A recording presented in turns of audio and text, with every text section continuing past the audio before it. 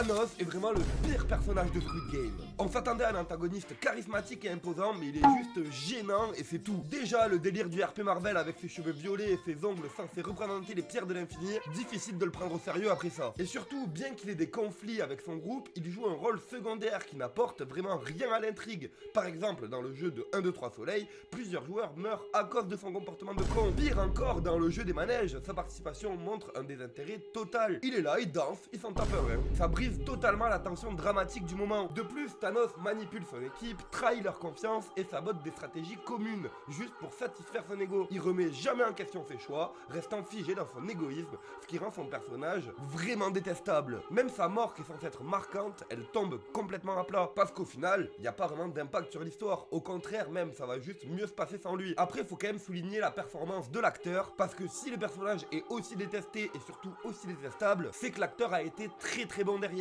D'ailleurs, l'acteur est un artiste reconnu en Corée. C'est également un rappeur, et justement, l'acteur s'inspire de sa propre vie pour incarner ce personnage détestable avec une grande justesse. Dites-moi en commentaire, vous, ce que vous pensez du personnage, et abonnez-vous car maintenant, vous savez que...